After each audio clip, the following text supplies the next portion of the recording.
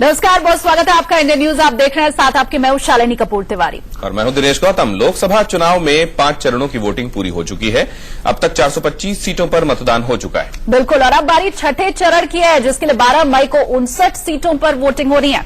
लेकिन इससे पहले इंडिया न्यूज और नेता ऐप ने मिलकर जनता से मौजूदा सियासी हालात पर कुछ सवाल किए, जिनके जवाब आज हम आपको दिखाएंगे। बिल्कुल, और एक जिम्मेदार चैनल होने के नाते हमने वो सवाल नहीं लिए हैं जिससे किसी भी सियासी पार्टी का सीट प्रोजेक्शन किया जा सके। सबसे पहले आप ये रिपोर्ट देखिए और उसके बाद हम उन 5 सवालों का एक एक करके जवाब भी आपको दिखाएंगे। इंडिया न्यूज और नेता ऐप ने मिलकर चुनावों के बीच, इस माहौल के बीच सियासी मुद्दों पर कुछ सवाल जनता के सामने रखे और जनता का जवाब भी हम आपको बताएंगे कि क्या रहा। पहले आपको बता देते हैं कि नेता ऐप पर जाकर अगर आप भी चाहें तो इन सवालों का जवाब देके अपनी राय साझा कर सकते हैं। ये कुछ ऐसे सवाल हैं जो सीधे आपसे जुड़े हैं। इस बार हमने 22,000 से 40,000 लोगों की राय को शामिल किया है, जिनसे ये सवाल 9 से 10 मई के बीच पूछे गए।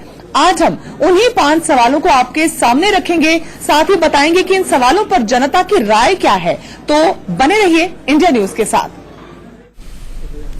चलिए, तो एक एक करके हम आपको तमाम सवाल भी बताएंगे, जनता ने क्या उसका जवाब दिया है और तमाम पॉलिटिकल पार्टी का रिएक्शन क्या है, ये भी हम आपको बताएंगे। सबसे पहला सवाल आप जान लीजिए, 36,000 से ज्यादा लोगों ने इसमें पार्टिसिपेट किया है। पहला सवाल हमने लोगों से पूछा कि क्या प्रियंका का प्रधानमंत्री मोदी को दुर्योधन बोलना उनका अनादर है और चुनावों में कांग्रेस को इसका खामियाजा क्या उठाना पड़ेगा। अब देश का मूड क्या है, इसके लिए आप वो भी समझ लीजिए। देखिए, हाँ में जिन लोगों ने जवाब दिया वो 30.46% थे। नहीं में जवाब देने वाले लोग करीब 62% थे, जबकि जिनकी स्पष्ट राय नहीं थी वो थे करीब 8% लोग। युवा वोटर्स से भी हमने यही सवाल पूछा। अब युवा वोटर क्या जानता है, क्या समझता है, ये आप जानिए। 29.25% लोगों ने कहा हाँ। नहीं कहने वाले लोग थे करीब 63%, जबकि स्पष्ट राय नहीं थी जिन लोगों की वो थे करीब 8.18% लोग। बुजुर्ग वोटर्स से भी हमने पूछा। देखिए, 36.67% लोग कहते हैं कि हाँ, ये जो किया गया, जो कहा गया वो गलत है, जबकि 54.96% लोग कहते हैं कि कांग्रेस को इसका कोई खामियाजा चुनाव में नहीं भुगतना होगा। आप कुछ कह नहीं सकते। अगर इनकी हम बात करें तो 8.37% ऐसे लोग हैं। कांग्रेस वोटर जो शुद्ध और खाटी कांग्रेसी वोटर माने जाते हैं, उनकी भी हमने इसमें राय जानी। देखिए, 19.64% लोगों ने हाँ में जवाब दिया और जैसे कि उम्मीद थी 78% लोग ये मानते हैं कि नहीं, इससे कोई खास नुकसान कांग्रेस को होगा नहीं इलेक्शन में। ये उनकी राय थी। 2% ऐसे लोग भी थे जिनकी कोई स्पष्ट राय नहीं थी इस पूरे मामले को लेकर के।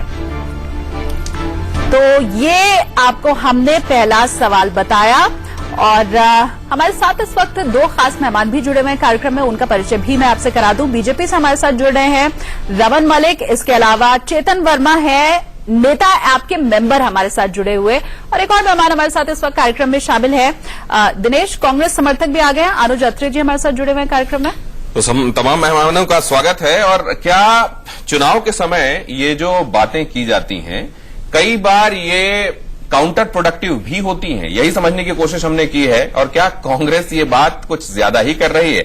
सबसे पहले तो चेतन जी का ओपिनियन इसमें ले लें, क्योंकि उन्होंने लोगों से बात की है, रेस्पोंडेंट्स का जवाब आया है और उनका एक खास तरीका है, एक प्रोसेस है जिसके जरिए वो फिल्टर आउट करते हैं चीजों को। तो चेतन, समझ में क्या आया कि ये कहीं कांग्रेस के लिए स्थिति परेशानी की हो सकती है?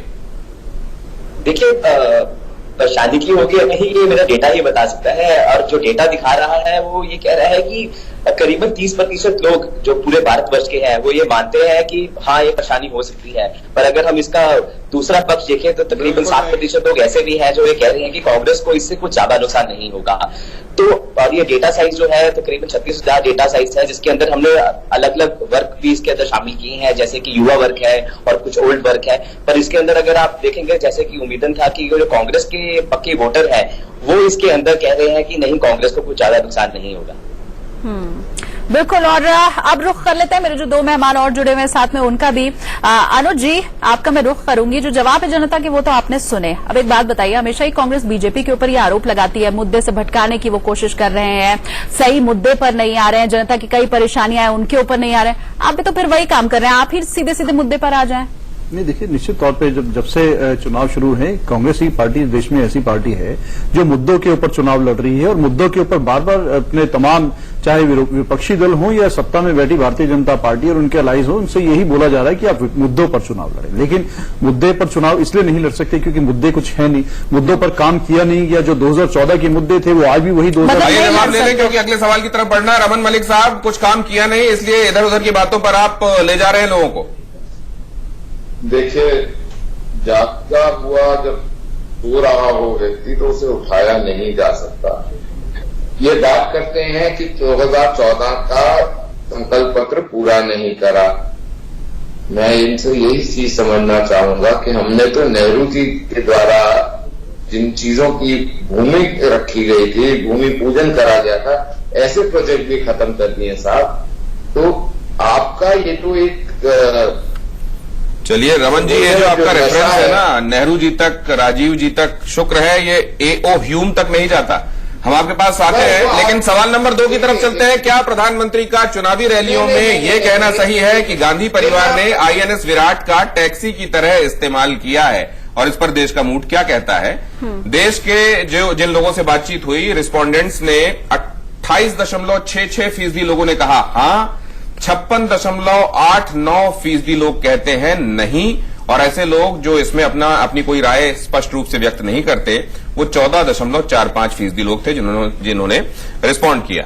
और युवा वोटर्स ने क्या कहा इस पर? 27.91% कहते हैं हाँ, 58.45% कहते हैं नहीं, और 13.64% कहते हैं कि हम इस पर अपनी कोई राय नहीं रखते। बुजुर्ग वोटर्स से भी हमने बात की है। जी, बुजुर्ग वोटर्स की अगर हम बात करें तो 21.72% लोगों ने हाँ में जवाब दिया, 59.71% लोगों ने नहीं में जवाब दिया, जबकि करीब 19% लोग ऐसे थे जिनकी स्पष्ट राय नहीं थी।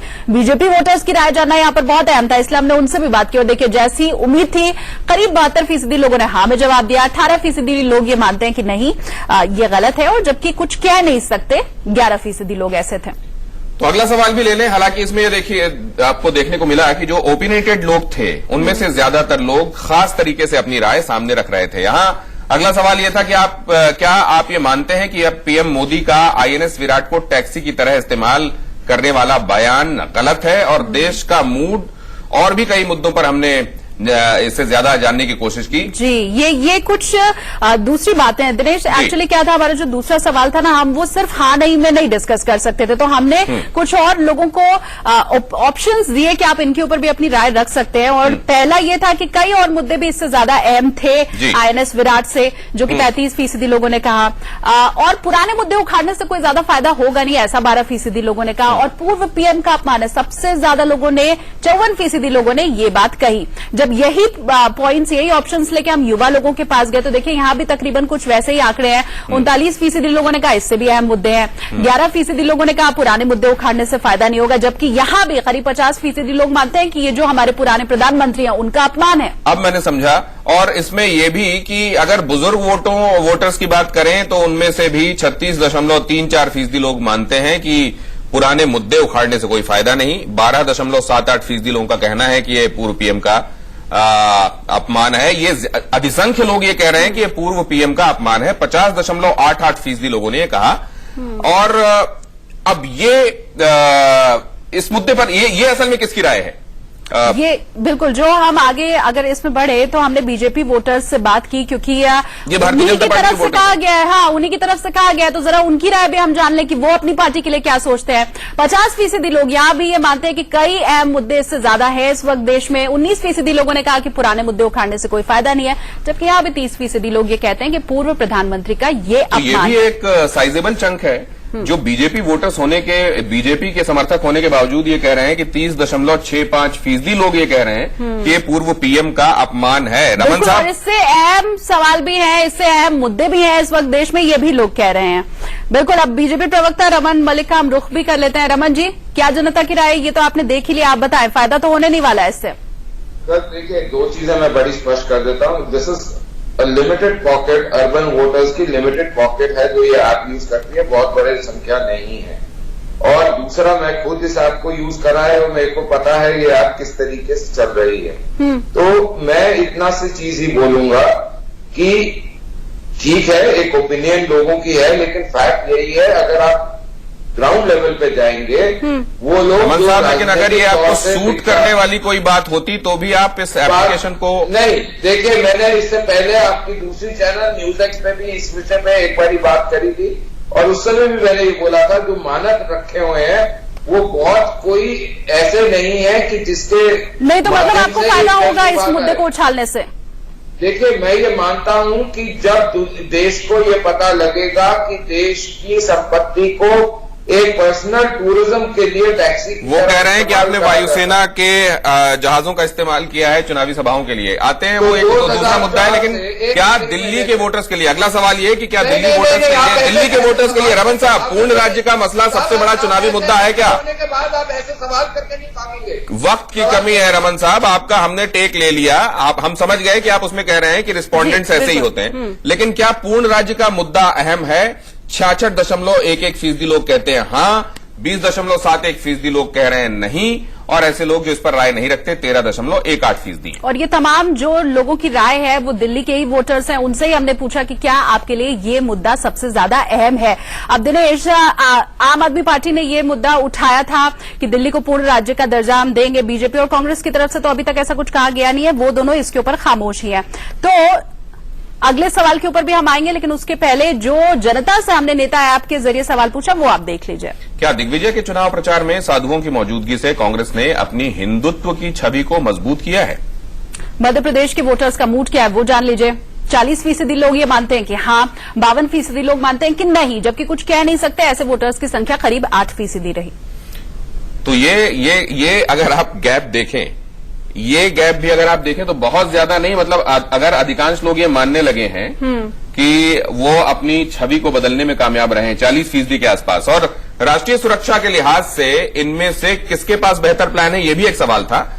और क्या वो नरेंद्र मोदी के पास था? 60.91% लोगों ने कहा कि देश की सुरक्षा के लिए नरेंद्र मोदी के पास अच्छा प्लान है। राहुल गांधी के पास 23.14% मानते हैं कि हाँ बेहतर प्लान है। ममता बनर्जी के मामले में ये फिगर और नीचे आ जाता है 7.28%, और अखिलेश यादव के मामले में 4.65%, जबकि मायावती के मामले में ये फिगर हो जाता है 4.02। मतलब कम से कम नेशनल सिक्योरिटी के मुद्दे पर ज्यादातर लोगों ने यह कहा कि नरेंद्र मोदी बेहतर होंगे। लेकिन ग्रामीण वोटर इस पर क्या कहता है? बिल्कुल, नरेंद्र मोदी को यहां भी सबसे ज्यादा लोग मानते हैं कि उनके पास ज्यादा बेहतर यहां पर काम हो सकता है। 61% लोगों ने कहा। राहुल गांधी के लिए 22% लोगों ने वोटिंग की, जबकि ममता बनर्जी के लिए 6.98%, अखिलेश यादव के लिए 4.13% और मायावती के लिए वोटिंग करने वाले 5.13% लोग रहे। शहरी वोटर्स ने क्या कहा इस पर? शहरी वोटर्स की राय 60.36, मतलब वही 60 के आसपास चल रहा है मामला। राहुल गांधी 24.20, ममता बनर्जी 7.31, अखिलेश यादव 4.71%, मायावती यहां भी सबसे आखिर में आ रही है 3.42%। युवा वोटर्स से भी हमने पूछा कि सबसे ज्यादा राष्ट्रीय सुरक्षा के मामले में कौन अहम हो सकता है। नरेंद्र मोदी करीब 60%, 59.43% लोग थे। राहुल गांधी के लिए 25.42% लोगों ने वोटिंग की। ममता बनर्जी के लिए 7.10% लोग आए। अखिलेश यादव के लिए आगे बढ़कर के 4.76% लोगों ने वोटिंग की, जबकि मायावती के लिए 3.29% लोगों ने वोटिंग की। अब देखें इसमें एक और एज सेगमेंट, बुजुर्ग वोटर क्या कहते हैं? 61.22% नरेंद्र मोदी के लिए, 24.05% राहुल गांधी के लिए, 7.16% ममता बनर्जी के लिए, 4.15% अखिलेश यादव के लिए, और मायावती के लिए 3.42% लोग मुहर लगाते हैं। लेकिन रमन मलिक साहब के पास एक बार फिर चले। रमन मलिक साहब, अब ये भी देखिए, इस एप्लीकेशन के जरिए ही ये राय भी सामने आ रही है कि नेशनल सिक्योरिटी के मामले में नरेंद्र मोदी साहब बहुत आगे हैं और उनके आसपास भी कोई नहीं दिख रहा है। देखिए मैं फिर भी वही कहूंगा जो मैं पहले कह रहा था कि इस ऐप को यूज करने वाले और कहां पे वो कॉन्सेंट्रेटेड है उसको देखना, उसको समझना बहुत जरूरी है। इससे पहले कि आप इसको ये सोचे कि ये एक देश का मूड है, नंबर 1। नंबर 2, मैं आज आप रमन साहब के सिग्नल्स हम तक पहुंचने में समस्या, लेकिन ये दुर्भाग्यपूर्ण है कि अगर आपके फेवर में कोई चीज है तो आप उसको सराहेंगे। उन्होंने कहा कि मैं इसको भी कहूंगा कि आप इसको भी खोजिए और देखिए कि कौन से रिस्पोंडेंट थे। उन्होंने कहा कि मैं इसको भी कहूंगा कि आप इसको भी खोजिए और देखिए कि कौन से रिस्पोंडेंट थे। अत्रे साहब, आपका क्या नजरिया है इस पर? लेकिन निश्चित तौर पे मैं चाहता हूं कि इसमें और थोड़ा सा हमको कहीं विस्तार पूर्वक चर्चा की आवश्यकता है, क्योंकि राष्ट्र नेशनल जो सिक्योरिटी के मुद्दा है, इसमें तो भारतीय जनता पार्टी की, मोदी जी की सरकार तो पूर्णतः विफल रही है। ये वो सरकार है कि जो राष्ट्रवाद का पाठ पढ़ा रही है 5 साल बाद जाकर के, लेकिन सबसे ज्यादा आतंकवादी हमले इनकी सरकार में हुए, इतिहास गवाह है। 30 दशक में सबसे ज्यादा, सबसे बड़े हमले इनके कार्यकाल में हुए। सबसे ज्यादा सैनिकों की शहादत माननीय नरेंद्र मोदी जी के कार्यकाल में हुए। और देखिए, अगर पाकिस्तान की ये बात करते हैं तो हम लोगों ने तो, हमारी 10 साल सरकार रही, अगर हमारे उनसे संबंध अच्छे नहीं थे तो ना हम उनके यहाँ केक खाने गए, ना हम उन्होंने अपने पास बुलाया। बावजूद उसके मनमोहन सिंह जी की पैदाइश पाकिस्तान में थी, वो एक बार भी पाकिस्तान जाने की उन्होंने इच्छा नहीं जताई। लेकिन वो ये कहते हैं, अत्रे साहब, इसको कंक्लूड करने के लिए मैं आपको ये बता दूं कि वो ये कहते हैं कि हम में इतना दम है कि वी कॉल अ स्पेड। हम में इतना दम है कि जिसको हमको हाथ मिलाना चाहता है उससे हाथ मिलाते हैं, और अगर वो किसी एक मुद्दे पर गाली खाना भी डिजर्व करता है तो हमको वो देते भी आता है। फिलहाल बहुत धन्यवाद आपका इस चर्चा में हिस्सा लेने के लिए। और यहां पर आपने देखा नेता एप्लीकेशन के जरिए कि लोग अलग अलग विषयों पर इस चुनावी फिजा में अपनी क्या राय रख रहे हैं। एक छोटे से ब्रेक के लिए रुक रहे हैं।